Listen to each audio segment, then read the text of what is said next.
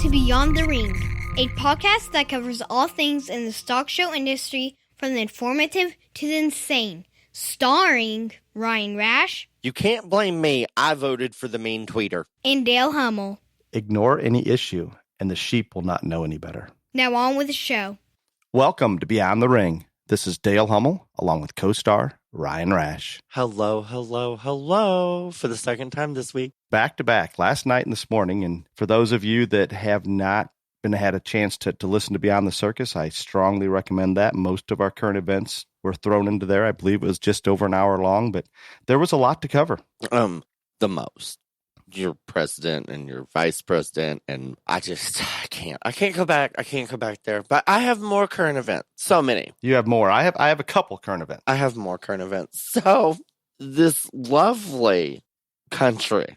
I mean, I just can't even believe that I'm telling you all this, but New Zealand is complete, total lockdown. When I mean total lockdown, I'm talking like stage 4. You stay your ass in your home. All the businesses are shut down.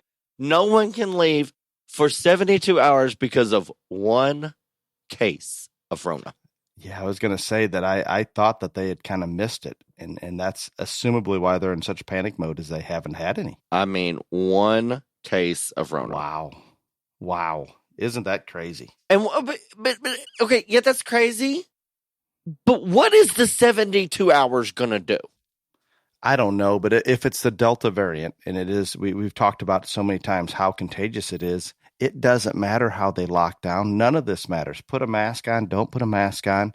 You're not stopping some of these variants that are that contagious. We are not capable of stopping that, period. We're delaying it at best, and probably not even that.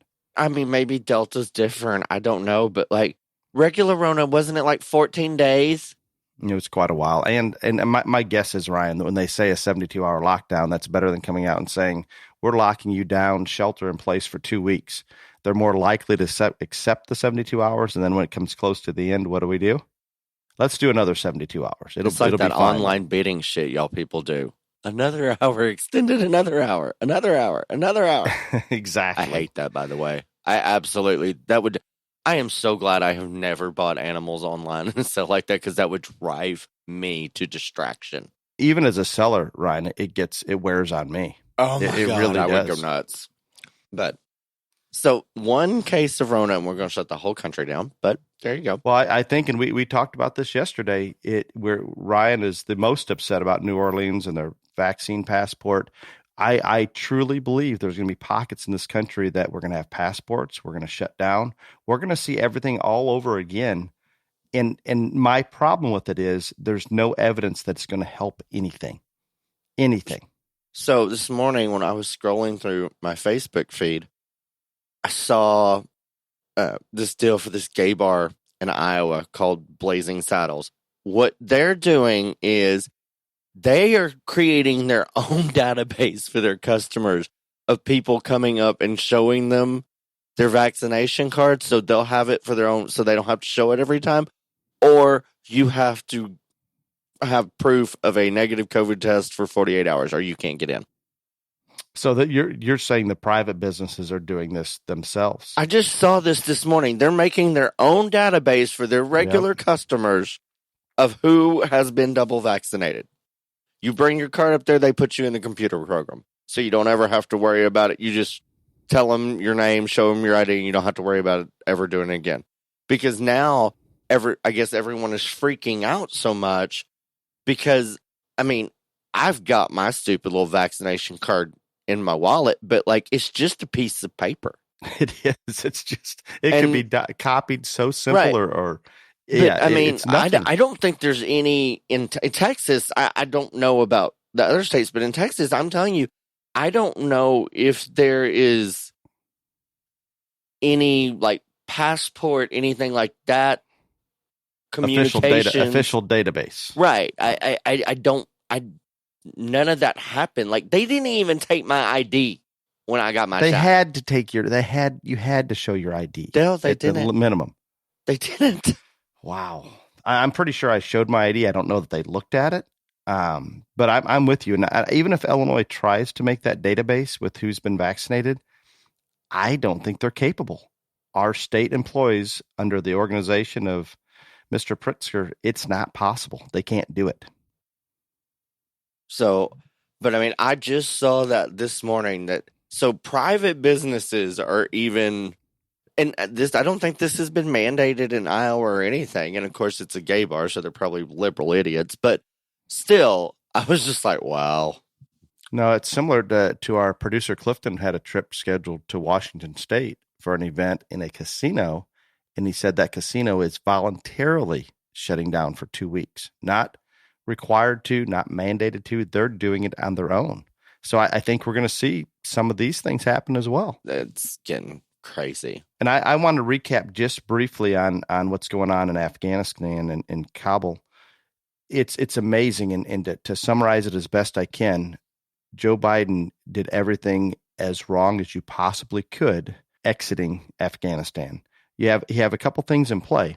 You can decrease troop numbers and pull out and have a plan to evacuate, which I think obviously he wanted to decrease the troop numbers. I'm not even going to argue that point, even though I'm on the other side of it, that a small number there to provide air support and keep stability was a good idea when we're not losing troops.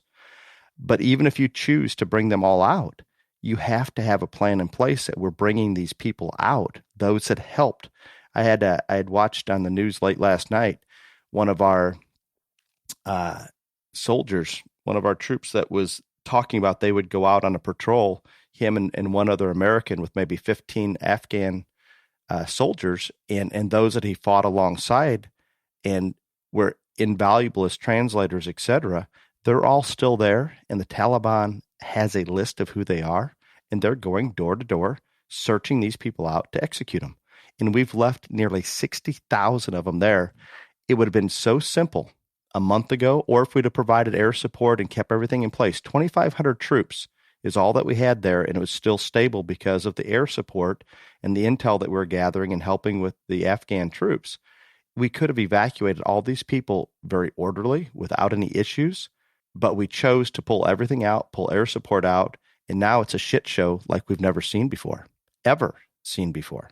Ryan, did you see that? I'm sure you did. The inside, that plane that they have all the footage on with people hanging on the outside of it. Did you see the inside of that plane? Yeah, 5 times the capacity that it was supposed to have. 600 and some people rushed into the plane, and thank God that pilot let them stay on, and he took them, I believe, to Kuwait.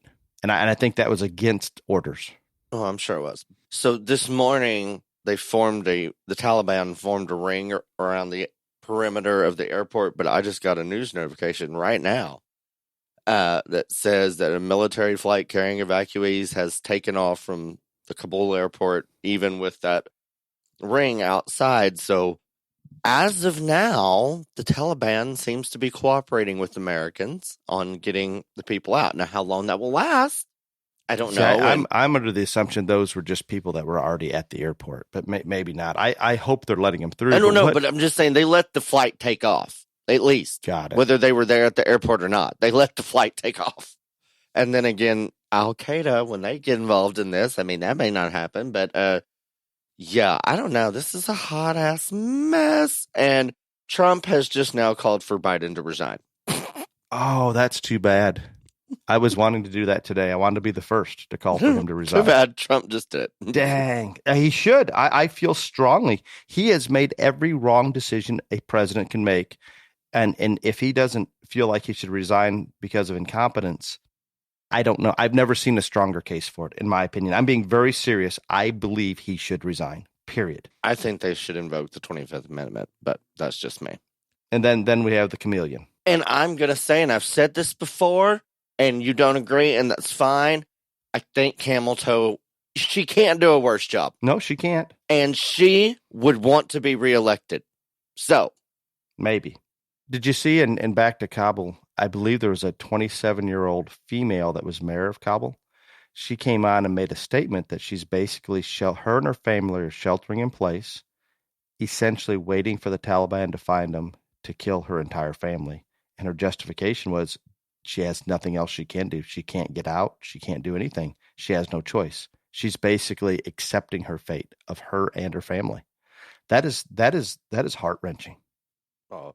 And the Bushes came out with statements today because, he started all this. But like Laura Bush has done a great deal of humanitarian work and efforts to make the Afghani women and girls have a better life and all this other stuff. So this is extremely personal to that family. And they have come out extremely strongly against Joe Biden this morning. I agree. Let's talk about, I had a great couple of weeks sorting stock, Ryan. It was enjoyable. I did a little more traveling than usual. I had the opportunity, I believe when we recorded last time, I just finished judging with my daughter Tara the hog show at the Kent County Youth Fair in Lowell, Michigan. And I wanted to talk just briefly about that. And Ryan and I can't discuss every show we judge or things like that. But this one was kind of unique for me, being able to judge with my daughter. It was an enjoyable experience. I don't often get it. And I hope that you listened to Tara every time she told you you were wrong. We agreed most of the time. And when we didn't, we had a good discussion on it. But I was very excited to be able to watch her sort livestock and talk livestock. I don't get a chance to go watch her judge very often. But this show, and I have to send a thank you out to Craig Beckmeyer for recommending that I go do this show. It's like the hallmark show for the local county youth shows, Ryan. Everything to me felt good. You know how when you walk into a place and you just get that feeling, and then when the livestock come in really good, top to bottom, is as good as you would expect. The kids and the ability to get them shown and presented, incredible. Just the atmosphere, everything there is kind of what I envision our youth industry being about at that level. And sometimes you don't find that. And I think the fact that you have competition, yet you have respect for the other exhibitors, it's almost, at least in my opinion, that there's a couple good families in each species long ago, and they continue to feed off each other, and the competition got better and better. But rather than that one or two families dominating it, the others would fight hard enough to catch up to them. And I think there was some help coming from those that had more experience. It was a hallmark moment, in my opinion. I thoroughly enjoyed being there. It re-energized me that, wow, there's a lot of good to come from what we're doing. Well, that's awesome, Dale. I'm so happy for you. You're very touched, aren't you? Very touched. Because normally these are not the conversations we have after we get done judging a show. We run into some that sometimes are train wrecks, and we do what you can. And I've been very fortunate this year. Things have been good, and I've made the comments before. Most every show that I go to, we're playing that national anthem in the beginning, and things are going in a good direction. So let's hope it continues to do that. Let's just hope the shows continue with all the Delta, Gamma, Tau, whatever. And that's a reality this fall. All the sororities, variants. So to me, this fall is a little sketchy. There's going to be a few pockets in the country that may not allow a show to go on. I hope I'm wrong. Oh, me too. But I think we may have a few here and there. I can't go through that again. But next, exactly. I can't. So I think that's we had the Illinois State Fairs going on. A good experience for some of our clients and exhibitors. It was enjoyable to see some success on their end. Ryan and I touched on it just slightly in the Beyond the Circus, but that maybe wasn't the prime example that I'm talking about that I saw at the Kent Youth Fair. And that's speaking from somebody here, and I want to give it the benefit of the doubt. Okay, whatever you say, Dale. Do you have anything else for current events? No, let's see. I'm still on Whirlwind Summer Stock Sorting Onslaught Tour till September 1. So back worry. in Ohio, I believe. I'm in Ohio right now at the Miami County Fair, and it's been good. It's been real good. Was at the Gallia County Fair the week before. That was great. I'm going to Arizona this weekend, back to Ohio next week. Then we sort together at Andrews, Texas, America, where we're going to have a huge announcement for all you people. I don't know if it's a Facebook Live, a live podcast. I don't know what the hell we're doing, but that Friday, we're having something to announce our big news that's coming out. And then I have a county fair right after that. And then I get to go home for like almost a week. It's a miracle. And you would be the most disappointed if I was still on crutches at Andrews. No, I think it would be great because I want to see you sort 600 lambs on crutches. Oh, that would be a challenge. So what Dale doesn't want y'all to know is he thinks he's 25 years old and he plays with these little dirt bikes, and he missed a jump, a ramp, some nonsense. And he now has his arm in a sling. He's on crutches. He can't feel his face in parts. He was bleeding from his face. He didn't realize it because he was in such shock after this accident. But this man refuses to go get x-rayed, go to a doctor, to an ER, a hospital, anything. Nope, we're not going to do it. I have felt better today than I did yesterday. So I think we're Dale, on the heel. The accident was Sunday night. And I'm doing better. We're getting there. I found some crutches and I've got a sling. We're making progress. It's going to get better. The only thing that I really remember from that is you know when it's going to go all wrong, and I don't know what I did wrong. Going back to my mind, I'm sure it was human error of some sort. But right when you know it's going to go wrong, you're thinking, how bad is this going to hurt? But that was going through my mind. And the other thing that was going through my mind was, God, I hope my wife's not watching from the house, because the last time I had a bad one, I had to have an ACL replaced, and she was very, very unhappy. So I hit the ground and I'm dazed. My helmet's 20 yards away. It was bad, very bad. But the only thing I was thinking of that time is I got to get my ass up immediately, or my wife's going to be very upset that I had another accident and we may not be allowed to continue out on the motocross track. Uh-huh. And so upset. When you stumbled into the house and didn't realize you were bleeding from your head, and your wife did, what'd she have to say? It was my goal to walk into the house without telling her, and she met me outside of the house a little ways, and I thought I was doing okay, but I didn't notice that I'd hurt my face a little bit, and yeah, she was the least impressed. Similar to where you are is where she's at on this. I am just the least impressed that you will not let anyone x-ray you or do any type of medical whatever. And I had more faith in your wife to be able to talk some sense into her husband, but evidently she has given up like I have. So it's as long as I keep doing better, we're good. I don't have a lot of faith in some of the doctors. That's just being honest. I do not have a lot of faith in as many different parts as we would need x-rayed on me. It would be a train wreck. That's where I'm at. We should go on to the main topic. We do not need to discuss this any further. Okay.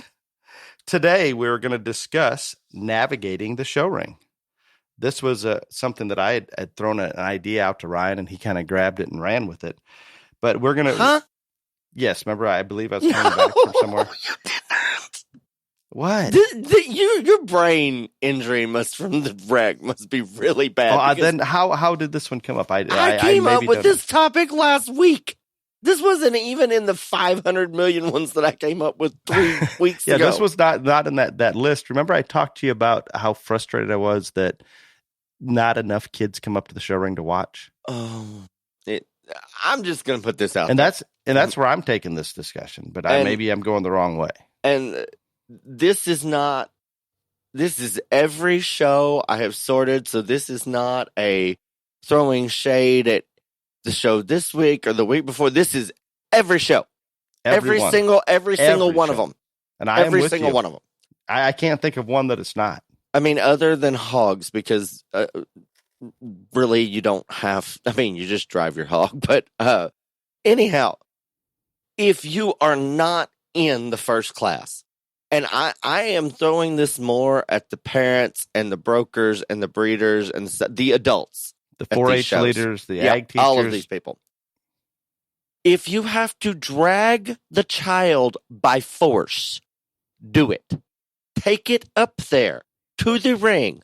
Hold its face in the direction of the show ring and make it watch a class or two. So when it is that child's time to shine, they know what the hell is going on. It seems so simple, Ryan. And not only how is this not simple?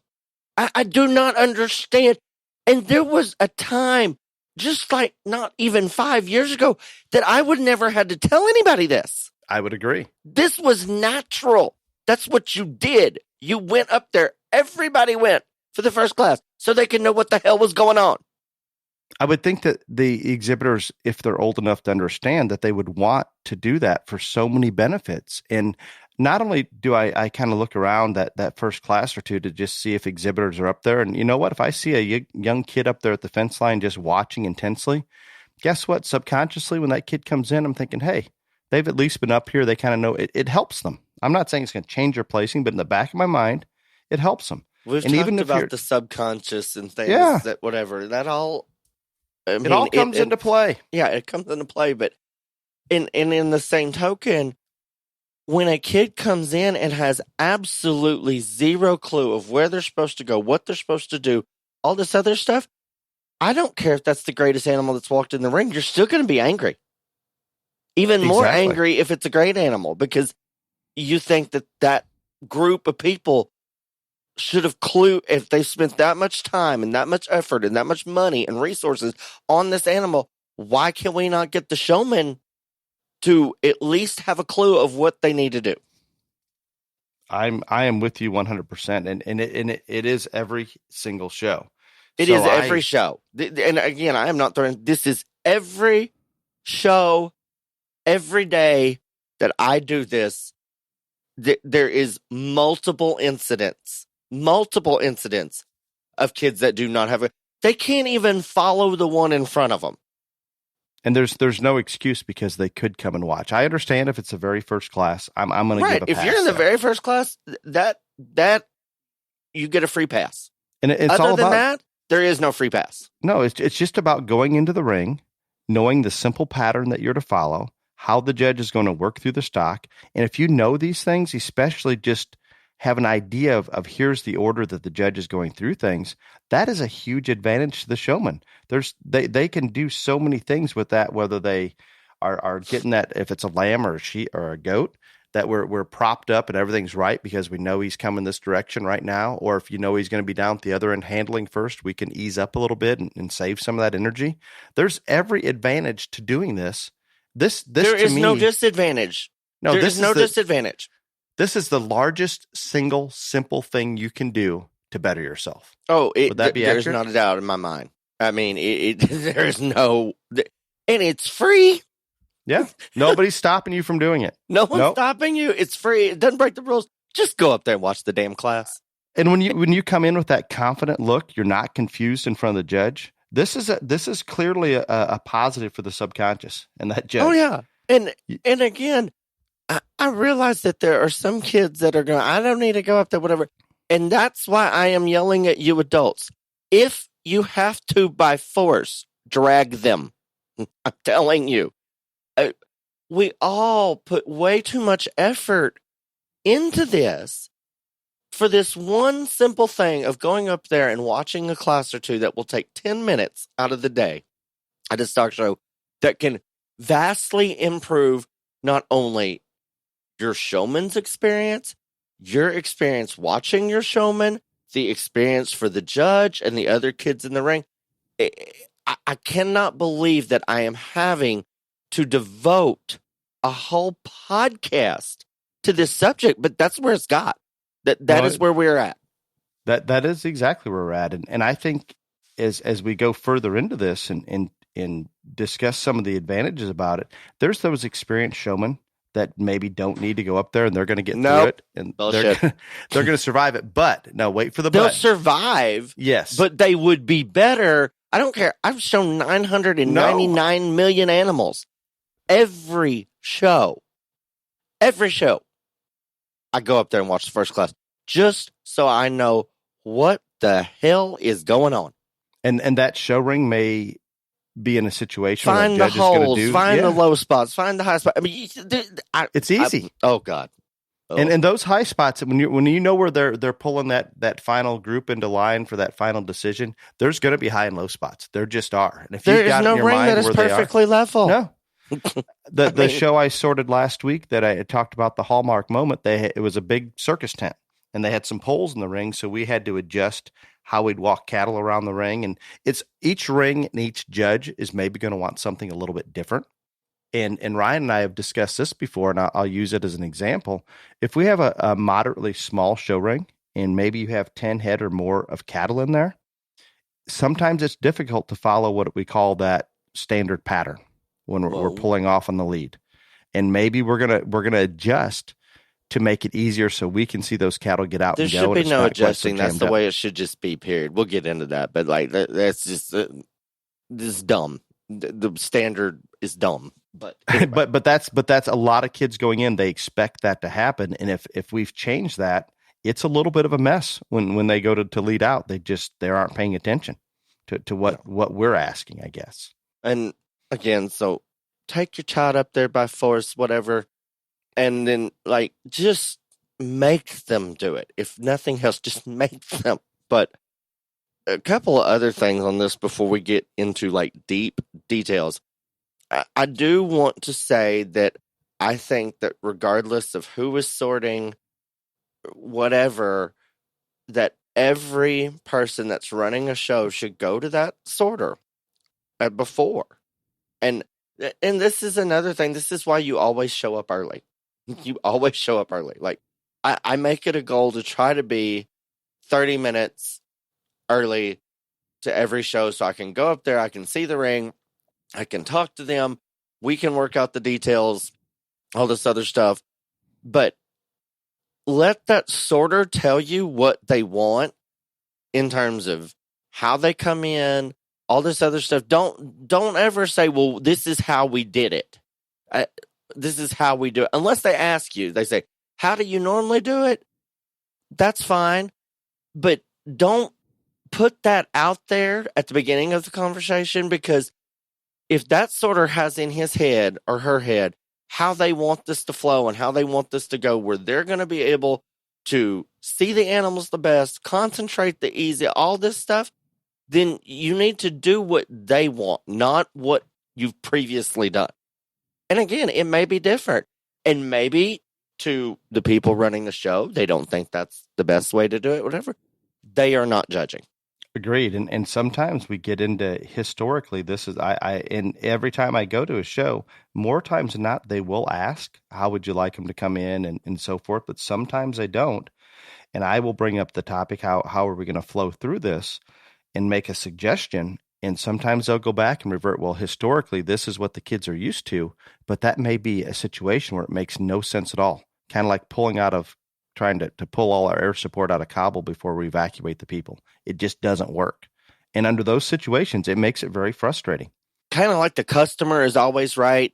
The sorter is always right in this situation. And it's not because I sort them all the time, but you have to allow that person that you have asked to come in and evaluate the animals. You have to let them get what they feel like is their best look, even if you think it is completely wrong. And there have been times that I have seen people line animals up completely back-asswards, all this stuff. It made no sense to me. On the off-show side, everything wrong. But if that's what that person out in the ring judging, that's how she wants to look at them, then you have to let them do that, because all of it's on them in the end anyway. Agreed. Kind of like the customer's always right. In terms of how they line up, the sorter is always right. Now, with that being said, I think that what I envision for this to happen is like for Dale and I both to go in and like explain how we ideally think it should go, and some ground rules and stuff like that to help, show managers, sorters, whatever, out how we think it would flow the best. And I think there's some common mistakes out there that we have to be aware of. And Ryan brought a couple of them up already, that on occasion, when I'm either watching a show or if you're there and you didn't have that discussion with them, sometimes we've got the livestock, if we're on the halter, that they're entering the ring, or a lamb or a goat, where the non-show side is being presented to the judge. Sometimes in a champion drive lineup, we have the seconds actually in the position where you can see them, and the first place class winners are on the backside. We just have these common mistakes that happen that I think we can avoid with a little bit of communication. Yep. Very simple. I have one comment that I want to make, Ryan, and everybody's going to be very, very different with this. So in some of the shows, and I think it's going to be different depending on the size of the show and the quality and so forth, but if I'm pulling my top 5 out to talk them, I would prefer, let's say in a lamb, goat, even a cattle show, I prefer that they all stay in place. And I know this is going against the norm, but I prefer those top 5 stay in place, and I can revert back and compare maybe my 4th place one to that class winner. And I think those in the audience at times, it's easier for them to follow because if you don't have a ring help right there to send those people out when you're done talking before the next one, it never seems to happen ideally. And it can. I'm not saying it can't, but normally when you're done talking the first one, they will come up and shake your hand, exit the ring. All of that's fine if it flows correctly. But if you get a little bit off on that and that one individual doesn't exit the ring or one exits a little soon, I think those in the audience, grandparents, spectators, I think they have a harder time following where you're at, even though we're using IDs, we're using all these things. I enjoy those 5 being out there. I will discuss those 5 and sometimes bounce back and forth, comparing one to another. And at the end of discussing those 5, I will go out and actually shake their hand. And maybe it's because I've done a few more goat shows recently, and a lot of those goats just won't lead. It's kind of a train wreck if they have a very big distance, especially if I'm on a corded mic and they have to come 15, 20, 30 feet, whatever it may be, to shake my hand, and that goat doesn't want to cooperate. All of a sudden, you've got kind of a train wreck jam there that doesn't work. So again, I think every judge, and most of them would probably prefer that animal exit the ring as they're done talking about it. But for me personally, I would prefer those 5 to stay out there, especially in a goat show. And coming up to shake my hand, I appreciate, and we've talked about this, I appreciate that being respectful and all of those things.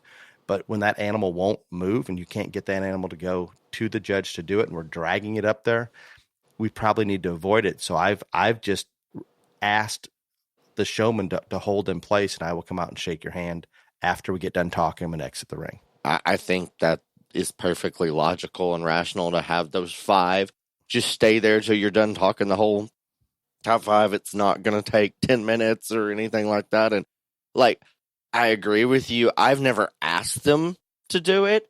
Maybe I should, because like people get very confused because I don't look at the animals. I'm looking at the crowd. So if they're not paying real close attention, they don't know which one I'm talking about. Even if you're using your IDs, and I think with you especially, Ryan, when you don't know when that animal's leaving, I think it'd be ideal if they would hold in place for you. No, I agree completely, and I should just ask them to, but I just never have before. But yeah, but like, I mean, if you're not like paying real close attention, because most judges are looking at the animal they're talking at, so it's real easy to like, say something to somebody next to you, and then, oh, he's talking the one in third. But yeah, that's not how it works with me. So yeah, people, I mean, I because again, I do look at the crowd. Like I can see the people trying to figure out, like the wheels turning, trying to figure out which one I am talking about. So yeah, if they all just stood there for, like the 3 minutes, 4 minutes, then yeah, it would be great. So I think that is an absolute good suggestion, Dale. And not trying to take away from disrespecting the judge. We're still going to come out and shake your hand, and all of those things are positive. I think it just will make it easier, more so for those in the crowd trying to work out which one you're talking about and so forth. I have another thing that I've noticed that beyond maybe my second pet peeve, Ryan, beyond the exhibitors not coming up and watching those first few classes, even when the ring help or I make a comment, and maybe it goes back to they didn't come up and watch. When they come in the ring to begin with, in many shows, we will get that rear view and they'll pull up on a far side of the ring, or I don't know how to explain it. When they pull in, they will get 2 or 3 feet from the rail. And we go through and handle and want to walk around and get that front shot, and you can't see anything because you're jammed up against that fence. I want ideally probably 10 feet or more from the front of that animal to whatever the outside of the ring is. No, I completely agree. And it's simple. We talk to the ring help and you try to guide them, but more times than not, it may be the ring help or it may be the exhibitor. They keep, for some reason, maybe it's because that's how they did it the previous year, they want to push up tight against that rail. And I enjoy studying the chest and the shoulder, and I actually value that front end shot. I enjoy looking at it. It helps me sort. No, yeah. But I guess talking about how they come in, of course, we're not trying to like ignore the pig people on this, but they normally just come in one at a time at a gate or multiple gates, and then they're just kind of out there in the ring after that. But so there is no lining up necessarily in the pig side. but I don't care if it's calf or a goat or a lamb. For me, the way that I think this should happen is they come in the gate, they walk down to the end, they pull in, and all the animals come in on a butt view. Now, I'm going to be real honest with all of y'all.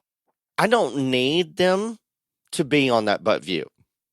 But what it does for me, because I don't have to compare their muscle thickness side by side, because I can tell which one is stouter and whatever by them walking in and all the views and all that.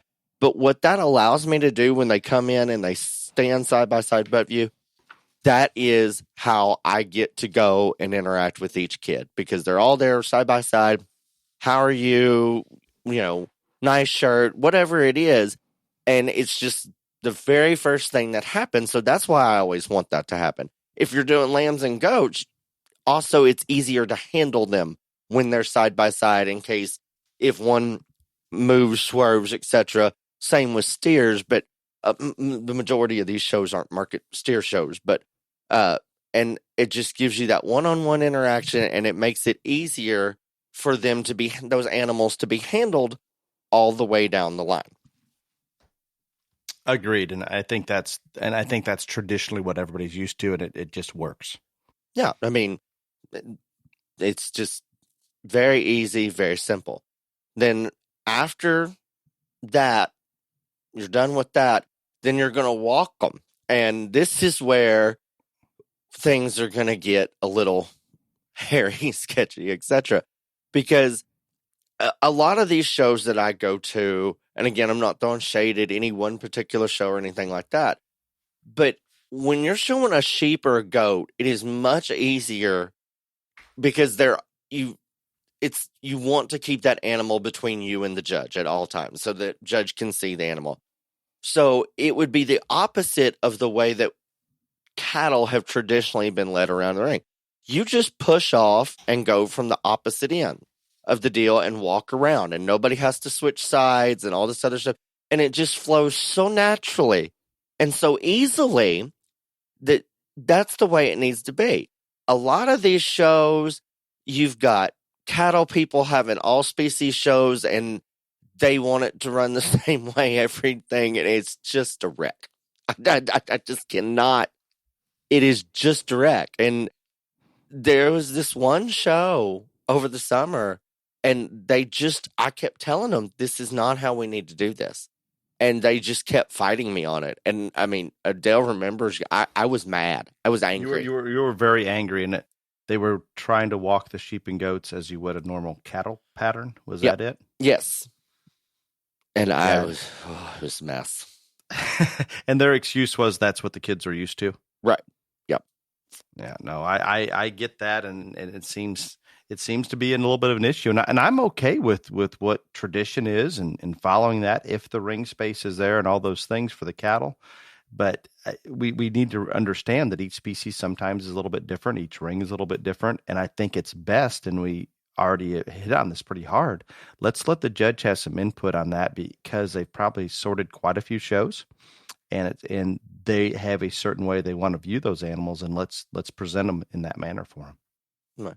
And then when we're talking about cattle, the typical standard traditional thing has been whoever comes in first, we're going to lead off and turn and go down the back line. So the first animal is walking down the lineup of all the cattle that are in side by side, and they all fall around and all this stuff. And that's fine. It's fine. I don't think, and like this is, people are going to flip out when I say this, I have never understood why we do it that way, because the first rule that you're always taught in cattle showing is that if you have to go to lead out, like your animal's not in line and you've got to get out to lead in line, you have to push away from that animal and take it in a circle, because if you try to pull it on top of you, and the way that we do when we normally traditionally lead cattle, you're at a risk of that animal stepping on you, headbutting you, all these all these things. But if you're pushing off with that head, you have more control of the situation, which I completely agree with. But why don't we lead the cattle around with that same thing? Yeah, we ask for the opposite when we traditionally lead them off. Yeah, that makes no sense to me. It never has, never will. I don't understand it. And I can say at the larger shows and the real big arenas, I think it goes smoother and the traditional way seems fine. But anything less than that, it seems to be a little more congested, hectic, and difficult. I'm not saying it doesn't go fine when you have I still don't understand why we do it when that's supposedly the rule number one that you're not supposed to do. And also, again, and this is going to be minute and whatever, but that person that came in first, they've down there, if you let off the other end, which is pushing away and making that deal, then we can see which ones of those lead, which ones of those don't, etc. I mean, if you've got one and you don't always have the same one having to lead off first. Right, exactly. That's what I'm saying. And then that is a disadvantage. I mean, I know that people that are willing to go first, if they give you a choice, they're ones that they feel pretty comfortable. I never want my calf to go in first unless I have to. Oh, no. And we can talk about the goat show, and I'm going to say that's the worst. Oh, we're at that gate. They just won't go. I don't blame those exhibitors for not getting up. We're hiding. I have my kids and our families hiding in the back, looking the other way because we don't want to be the first in, because it's just the nature of a goat that herding instinct. First one's not going to lead. No, I mean, I'm not saying all of them. The old show does and things like that may be just fine, but you're taking a risk. But the majority, the first one in is going to have at least a minor issue of leading.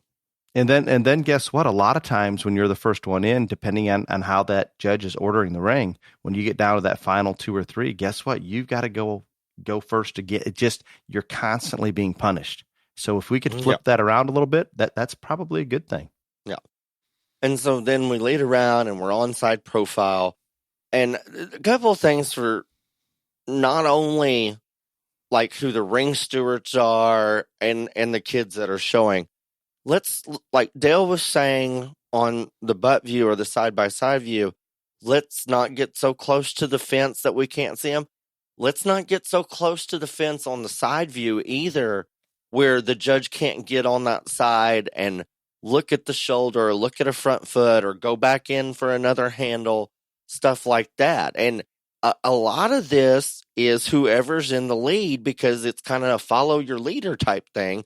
So the ring steward needs to be very firm with whoever is in the lead. You need to be right here, because I would say 70% of the kids are going to line up by whoever's in front of them. And so if the one in first is in the right position, then the one in second should logically, and then we work our way back. And so that is something that we need to keep in mind and keep in check. And then for the kids on this side view profile angle, don't get too close to the fence, but also don't get too close to the one in front of you. You've got to give room for that judge to walk in behind the one in front of you, and they should be able to turn around and also see the front of your animal as well. And again, I think the sheep and goat people are bigger abusers of that than the cattle people are.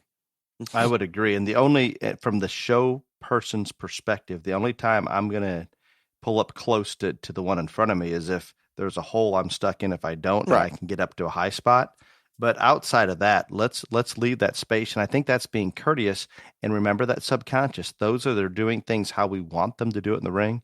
It plays a role, whether we want to admit to it or not. No, so absolutely. Absolutely with you on that one.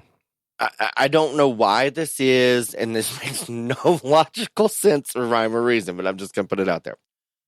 For some reason unknown to me, and I will ask Mr. Goat Guru Dale Hummel, the sheep and goat people want them placed from bottom to top. Can you explain to me why that is? The only thing I can say is most judges must be doing that, and I'll have to say I go both directions depending on the class, depending on the quality. Why can't we just do it? Why don't we just sort out what's easiest? If the top's easiest, let's get them in place. And if the bottom's easier to sort, That's how I like to do things. And you would think, and in the cattle, it goes both ways, but I don't understand why we can't just let the sorter do what comes easiest to them in that class, or we have to do it the same way every single time, every single show. I don't get that. I don't understand it. No, I'm with you there, and I will sometimes pull from the top, sometimes pull from the bottom, and the ring helper are looking at me like, and the one has to record, well, is this the top or this is the bottom? Even though I have them on the appropriate sides of the ring that we've been doing all day long. As long as you pull the bottom ones to the bottom, and if you switch and pull the top ones to the top, as long as they're on the right side of the ring, you should be able to figure that out, and the crowd should be able to figure that out. And the kids should be able to figure that out, especially if they've gone up there and watched the class before. They know where the first ones are and which end the last ones are. I think we're fighting tradition. I don't care. Change is inevitable, people. Change is inevitable. I'm with you, and I completely 100% agree with this. And it's just easier. It's just natural. If you've got those 2 or 3 really good ones that you know how you want to pull those in, and that's just how they're going to be. Pull them in from the top. If you've got 5 in the bottom that these just need to come in so I can focus on the others and make more space, same thing. I have always said, and I've said this at shows, I am just a sorter, and whatever is easiest to sort, that's what I'm going to do. But I mean, you would think that I had just set people on fire at times when I do. I mean, it bothers people, and I've never understood why the sheep and goat people want those animals placed bottom to top as much as they do, but they do. And I'll say the same thing with pigs.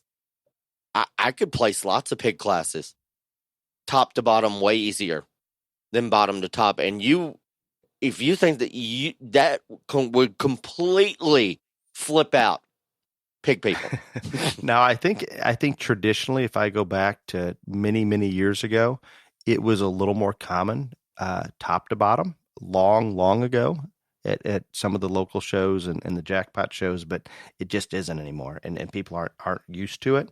While we're on the hog topic, we have to have enough help in the ring, and this is not just for hogs, but we haven't talked about pigs very much.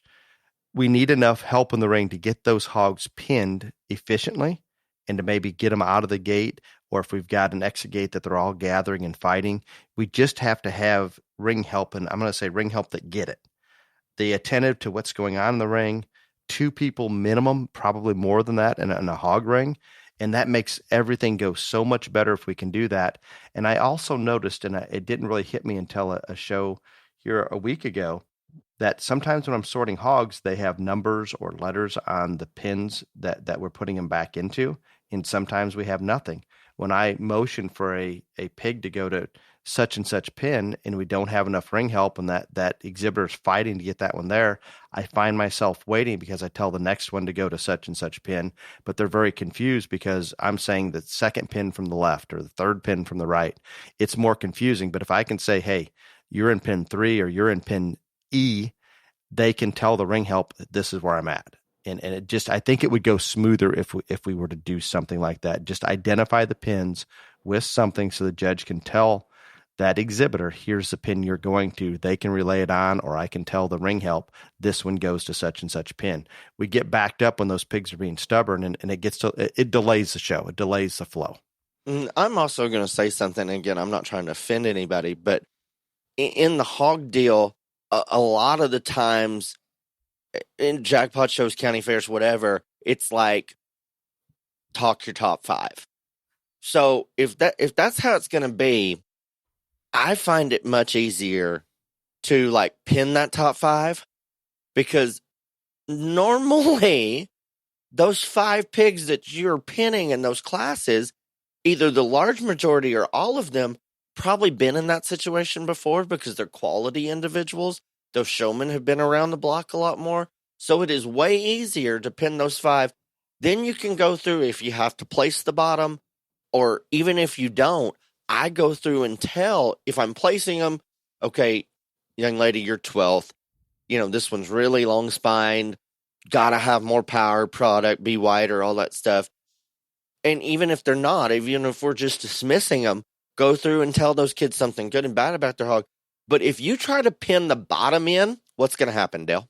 It's a train wreck. And you and I had this discussion, and I attempted to do that in a situation where the ring was really big and the out gate was on the opposite side of this ring than where you were wanting to pin them.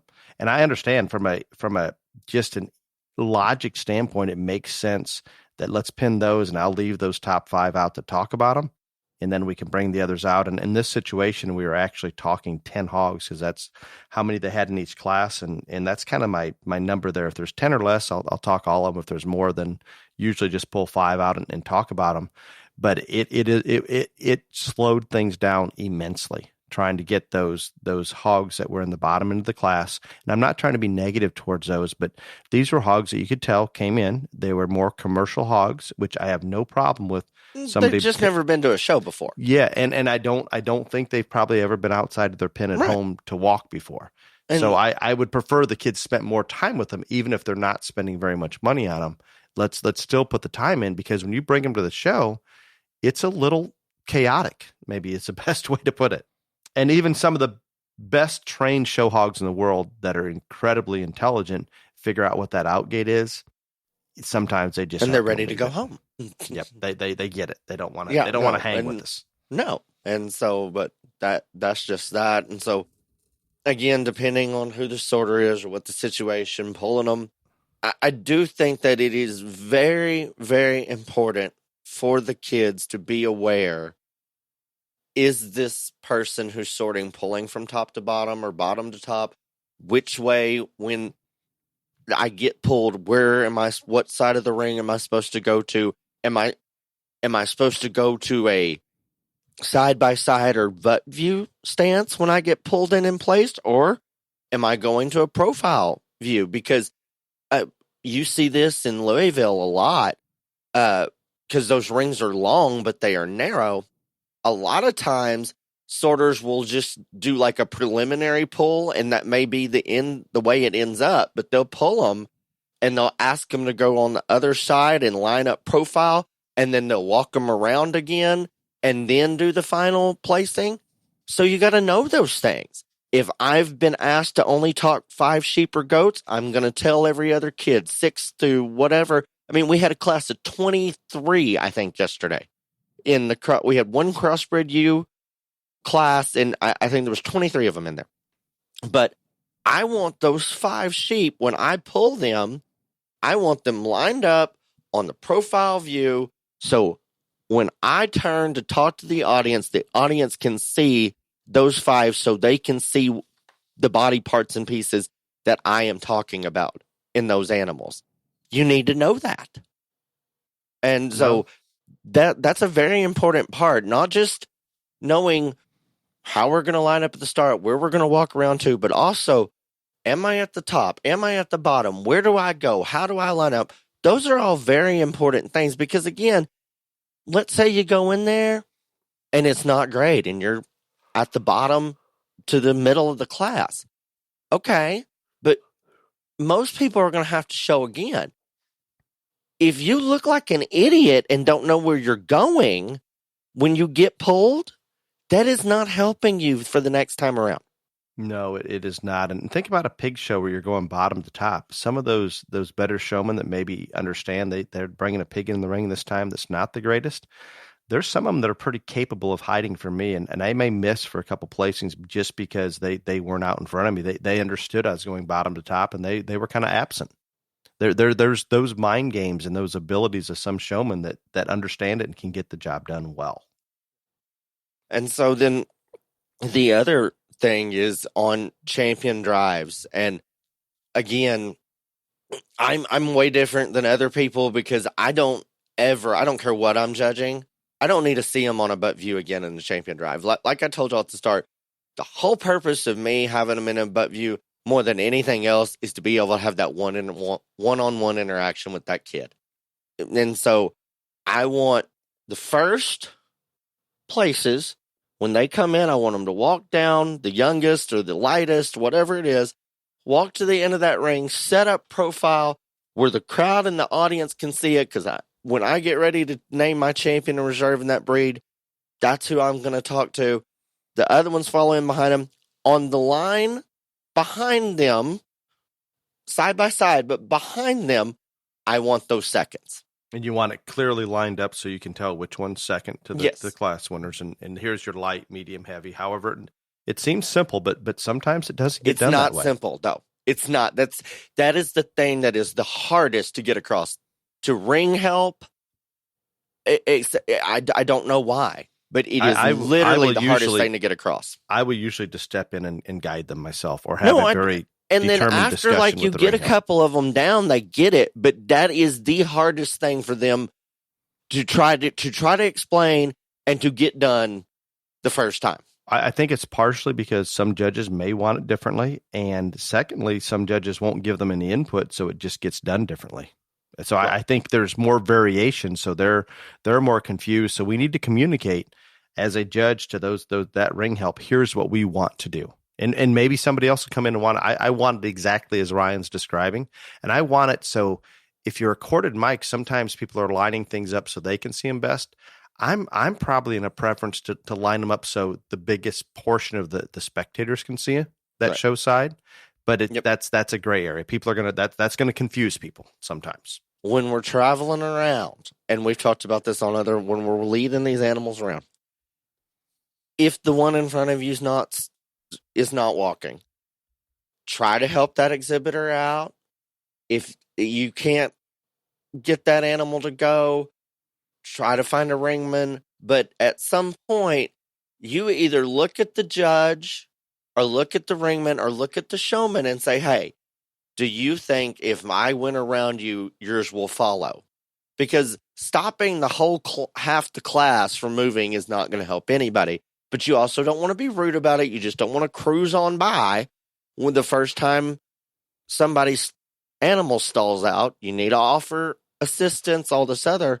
But at some point, you've also got to do what's best for you. But it's only after we've offered assistance, we've looked around, we've asked that showman, etc. And so that's an important part of it too. And all of this that we're talking about, again, is just to make the flow of everything better for everyone. Not just the exhibitors, not just the spectators, not just everybody. Everybody. I think that point right there, and I see it more in goats, and it can be cattle, goats, sheep, all of those. But I almost look at it when that individual that's behind the one that's stalled out, when they give a look to me like, hey, what would you like me to do? I appreciate that, and I will usually signal them to go around. Absolutely. I think that's an attaboy, in my opinion. That's huge that they're thinking about that. Maybe they've tried to get them to go. I don't consider it rude at all. Now, if you've just got one going a little slower and somebody just blows by them for no apparent reason, I'm out. But when there's a true issue there and they glance up to the judge or the ring help. Can I go on and go past? Yeah, no, I agree completely. But you want to because a lot of times judges aren't going to see everything. They're focused at the front of the line and back, and they see you blow past somebody and you haven't got that nod or given that look. Then you're going to look like an asshole. Agreed. Absolutely agreed. There's one thing, and I've got it's going to run a little long. I've still got all kinds of them, Ryan. One thing, what do you always hear? I thought we were done. No, we're not. When I'm standing at the gate, when they're coming in, I kind of get a front shot and then a profile, but I'm up close to maybe where the parents are. And you can hear the parents talking to the exhibitors. There's one thing I hear at every single show. I can't think of show that I haven't heard this. And that is that the phrase coming out of the parent's mouth, look at the judge. Every time. Never fails. Okay, I'm good with that. I want you to look at me. So when I signal you to go somewhere, I do not have to walk up to you and physically tap you or say, hey, I want you to go over here. And again, it's all about the flow of the show. So I want this to happen. But when parents tell these kids to do that, sometimes they're so focused on me, we've got 3 feet ill-positioned. Who knows, the top line's all wrong because they refuse to glance down at their animal. So let's keep that in perspective just to a certain degree. And in addition to that, I find myself when I motion for somebody to come in, if they're not looking at me or not aware of me wanting to pull them in, more times than not, they're looking at their coach outside of the ring. And if you're looking at that coach outside of the ring 90% of the time, that bothers me. Do I want you to get coaching from the outside? I coach kids from the outside. But let's just get that thumbs up. We're good, or let's make that quick move, whatever we need to do. But then you need to be back on the judge. You need to be paying attention. And at some point, you need to make those adjustments on your own. That full concentration. A lot of times when I'm watching shows at the Illinois State Fair this week, I'm watching a lamb show, and there's kids in there that are focused on their coach outside, and they've looked at nothing else. They don't know what's happening around them or any of these things, and that's a mistake, in my opinion. The men separate from the boys and the women separate from the girls for just, as a term. In terms of this deal is, it is very obvious to me as a judge who is aware, which showmen are aware of their surroundings, not just their animal, the animals around them, the judge, the coach, but they can keep it all in balance and in check and in harmony. Exactly. Absolutely. And that's when you know that kid's got it.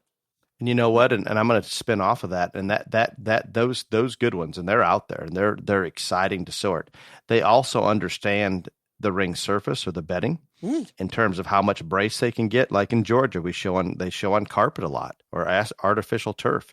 We've got to be careful that we don't brace too hard that they slide out. So what we're asking for is that showman to just get the whole thing. Those behind the scenes, those that are adding guidance and helping these exhibitors.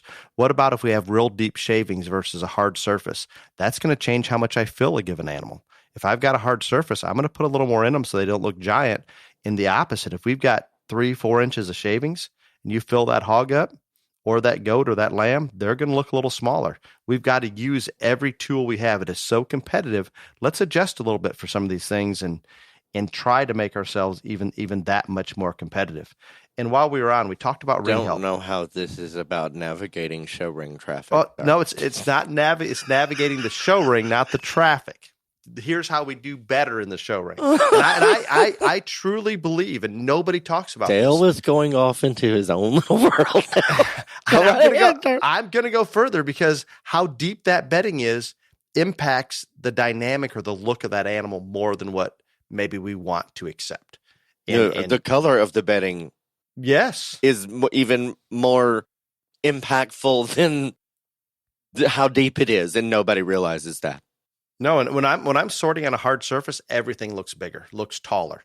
When I'm in deep bedding, they all look a little squatter, a little shorter, and that's I know we're comparing and all of them on the same surface, but it's changing maybe where I normally would be. I'm just a notch off on frame size, or a notch off on what I think's perfectly balanced. And sometimes the fill can help adjust that ever so slightly.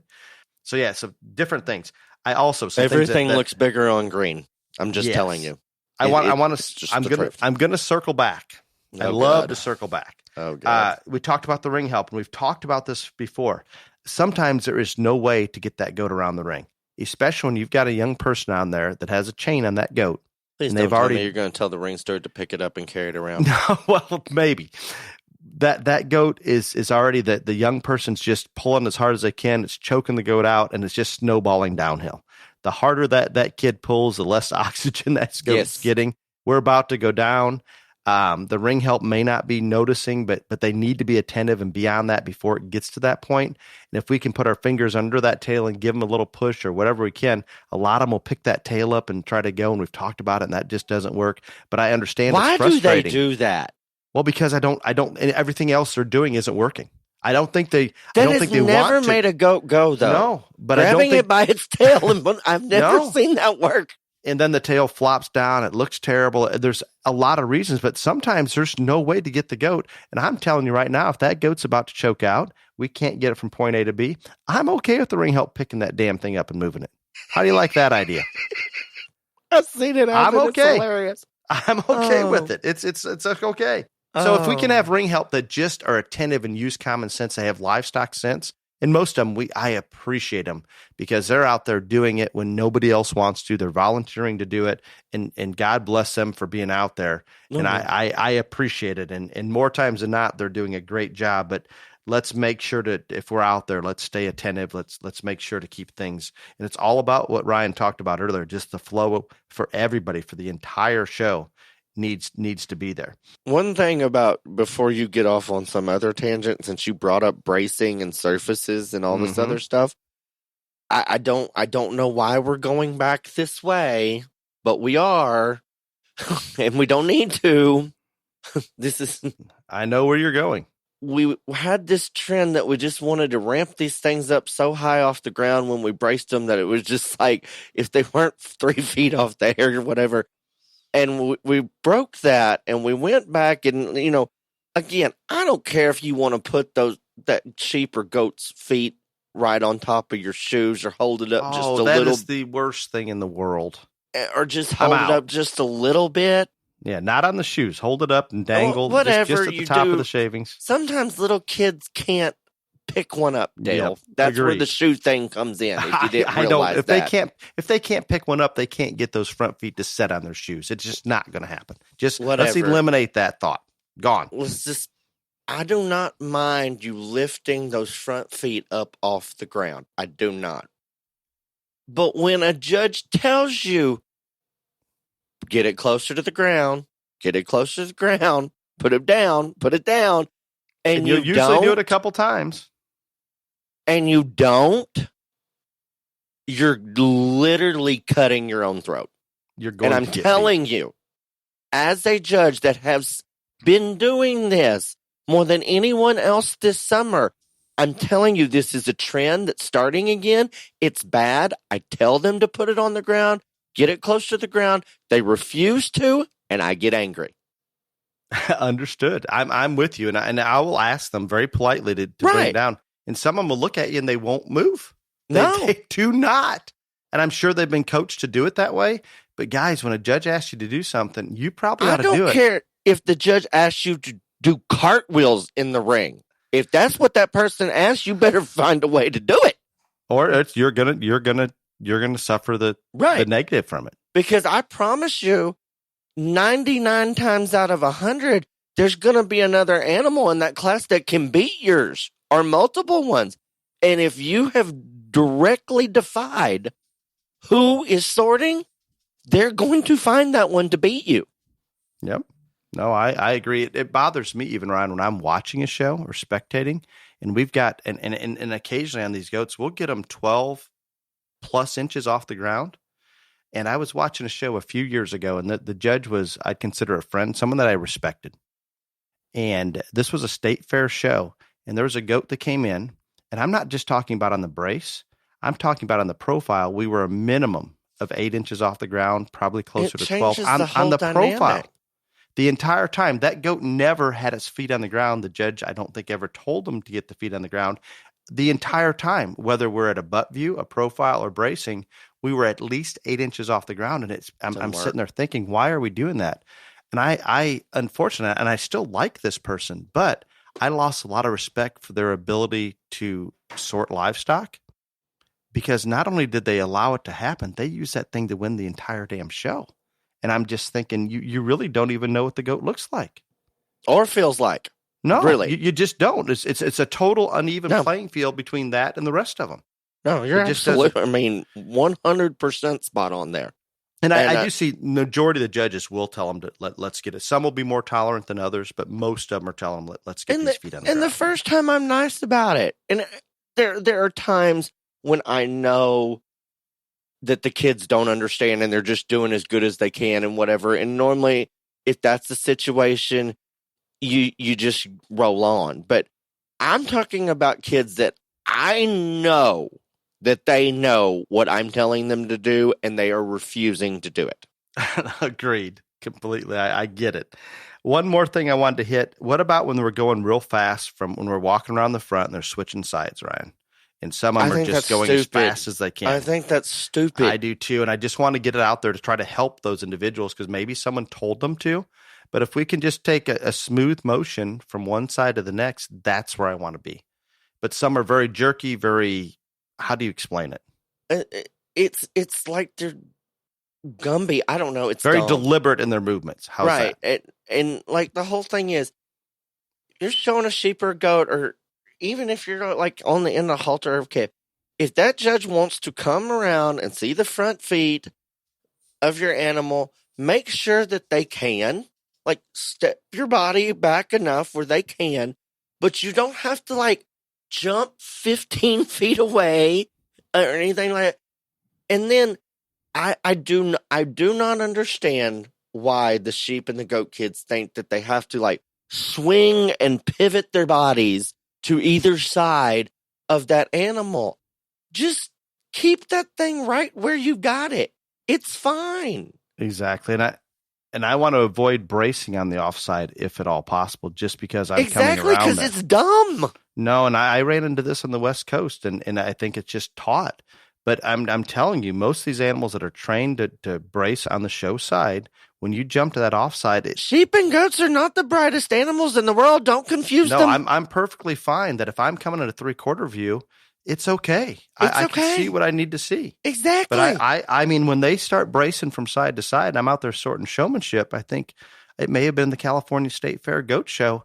I did not have a single kid that was just staying braced on the show side. I know, but again, they've been coached to do it that way, and that's just my personal preference. Maybe the next judge wants something, and you look dumb. I know. But others have different opinions than you and I do. So be careful. I realize that, but I'm just saying this is like wearing a harness and a pig ring. It looks dumb, people. I'm just telling you, it does, and whatever. But I just think just stay where you are. Keep that animal locked down. If that judge really needs to see a view that when you are bracing that lamb or goat has covered up, they can ask you, hey, let up on that one just a second so I can see this. And the only thing that they would be covering up would either be the front feet or the off shoulder, which the shoulders are probably going to be pretty much the same on both sides. Most of the time. So, I mean, most of the time. So again, I don't understand the violently pivoting from side to side. Maybe some people like it. I don't know, but I don't. I think if they can be as seamless as possible, almost invisible, yet the animal is set up all the time. No attention to yourself, yet the animal's presented perfectly. No, but that's where I'm at. Yeah, Ryan, we went a little long, maybe. Oh yeah, because and I told you there would not. I told you there would not be enough to talk about. Is why I had to go into my shavings and right. That's what it was. Those kind of things. And I am starting to feel a little pain in my left rib that I fear. I fear go to the be hospital. Broken. There's doctors in the world. They do nothing for a fractured rib. Nothing. Well, I will give you a way to ease your pain. I'm sure since you have been laid up, you have found some terrible question and answers that are going to drive me insane. I did have time to pull up, and these are not bad. Not the first one's almost so easy I didn't even put it on there. Okay. Mm-hmm. This one comes from Garrett. What size county fair is the smallest you would judge? Answer this one honestly, because I know the truth. I've judged a county fair that they had 3 heifers in the whole show. So there's that's not.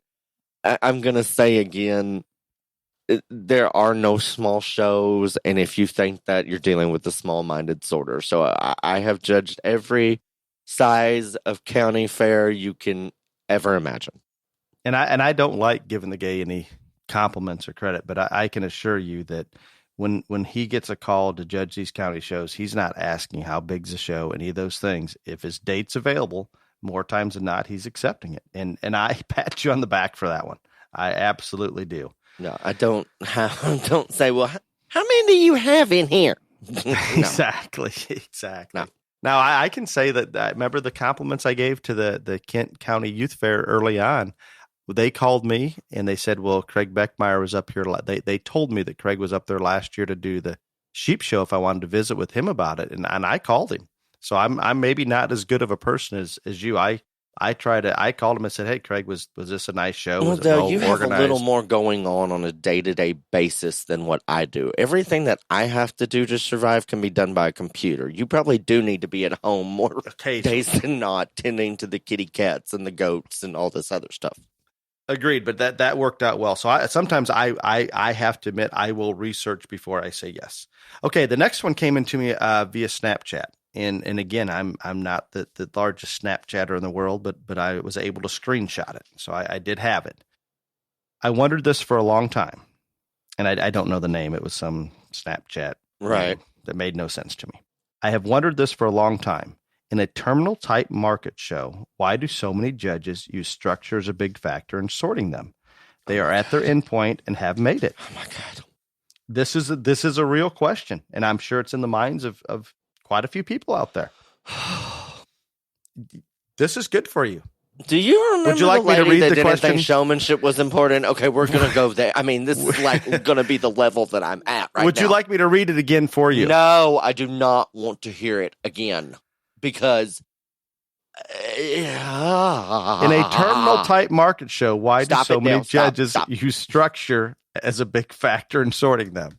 Where do I begin? First and foremost, they are at their end point. Yay for them. First and foremost, just because they can walk onto a truck and go to the slaughterhouse doesn't mean jack shit in the show ring, people.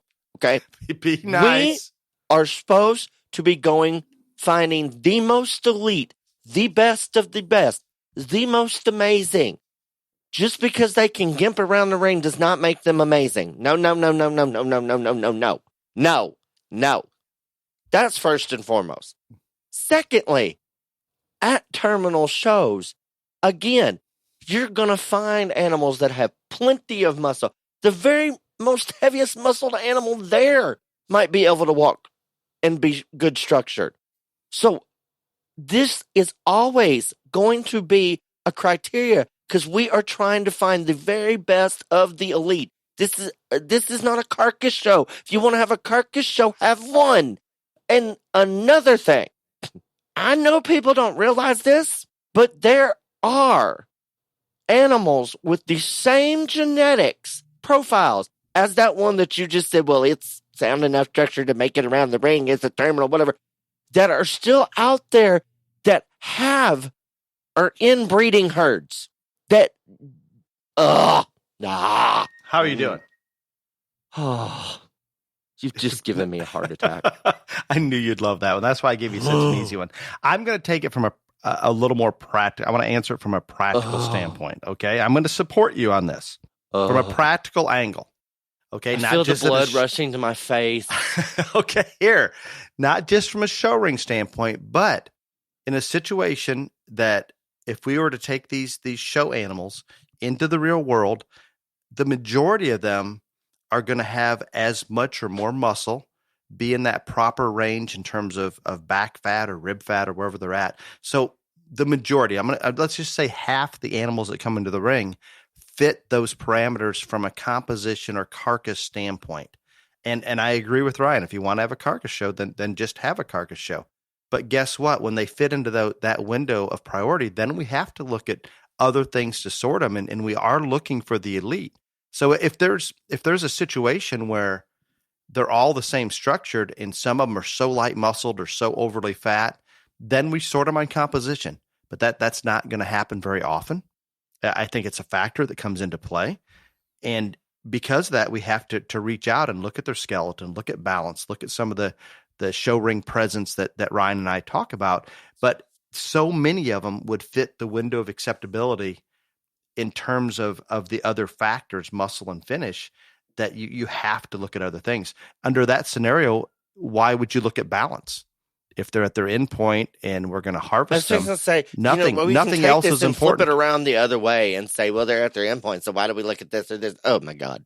And I'm one that wants. I am going to talk carcass parameters more than anybody I know. Maybe Dr. Skaggs would be ahead of me, I am or even literally sweating. I am so upset. Even Dr. Griner are going to talk something, say in a steer show. And I watch some of these steer shows, and I'm telling you, I would like to see a little more muscle in that lower quarter and stifle than maybe where they're at right now. But at the same time, I want to keep them sound. I want to keep them good looking. I'm asking maybe for too much. But that is the reason from our Snapchat that we are placing emphasis on structure. Thank God this person snapped you and not me, because my phone would have been on fire. Next. Okay, the next one is from Melissa. Talking with another 4-H mom. Should county fairs change the name of their junior fair market hog show to more accurately reflect the show hogs that are being exhibited? That's kind of a unique twist. Huh? You're going to agree with this person if you would just absorb read the it. question. Read it again. talking with another 4-H mom, should county fairs change the name of their junior fair, quotes, Market Hog Show, to more accurately reflect the show hogs that are being exhibited? It's the opposite of what we just talked about, is I think what she's getting at. She thinks we should call it a show hog or a show barrow or something like that, rather than a market show that implies a carcass show. That's how I'm taking it. Well, if that's what she's implying, okay. No, that's I mean, I'm sure that's the direction. I think when I think she's saying that when she's saying there's a detachment from maybe the commercial world to where we're at in the show ring right now, and Market Hog reflects more of that commercial world, which one's going to do the best when we go to the packing plant. Where if we talked about it just a show hog show or whatever name you want to give it, that reflects maybe more of what we're doing. I may be reading too much into this one. I don't know. Whoever sent this would have to give me, explain to me what they mean, because I get what you're saying, and if that's what she's getting at, because I think the reason that you put the word market in front of a show is the same reason you put the word prospect in front of a show, whether it's on a banner or an advertisement or whatever else. And again, in terms of the market show, that is to let everyone know that these animals should be ready to market ready, at their terminal end, all this other market weight. Right, preferred market weight. There you go. That's the word. That's the best word. Preferred market weight and finish. Lots of people get in Texas. We have in California, it's even worse. They have 3 divisions, but a lot of times in Texas in cattle, we have a progress and a prospect steer weight. And so the ones that aren't market steers yet, but they're further along in terms of weight, they're in a different category than all the prospect steers. In California, in the pigs, they have 3 different weights categories. And so that's why I think we put names in front of things, so everyone understands this is a prospect, this is a market, this is the whatever, and gives parameters of what stage of maturity, finish, etc. that animal should be in at that time. I agree with that completely, and that makes sense to distinguish those two. I'm assuming Melissa's probably Midwest or Northern, where at most of the county shows there is no prospect show or anything like that. So she's more probably used to just a market show. And I know she's talking about the county fair. She said that, but I think that's why it's there, because now when you bring that up and you use the word market, when we say market goats, it isn't a market goat show. Our preferred market weight on most goats out there, they'll take goats of any weight. They're desperate to get them.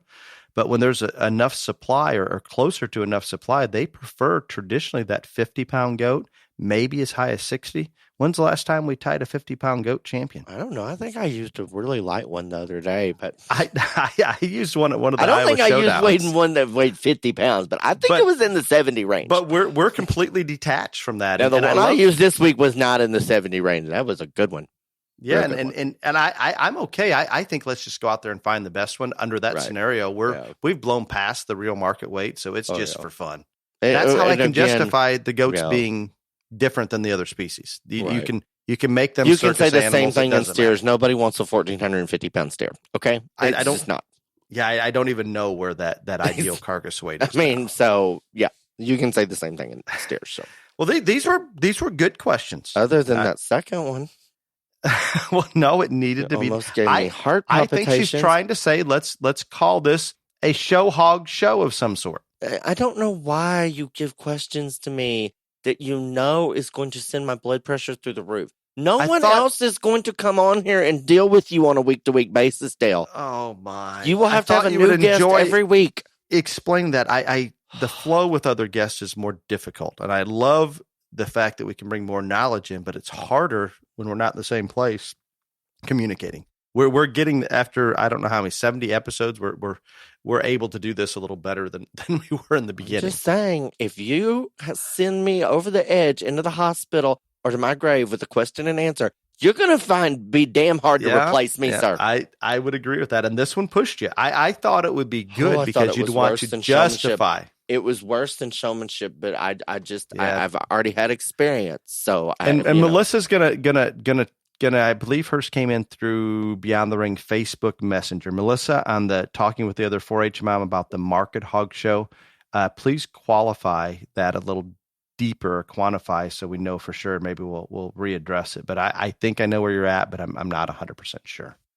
So with that, we did go a little long. I enjoyed our. Please, if you haven't listened to Beyond the Circus, I think you'll enjoy it. I think we put a pretty good perspective on the world, which that part is maybe not the best. And we are 10 days away from our huge announcement. I'm so excited. 10 days?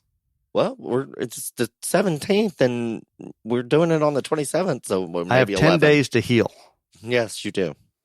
Oh my! But let's hope that can be done. Ryan, I greatly appreciate your input. It was amazing as usual, for the most part. Thank you so much, sir.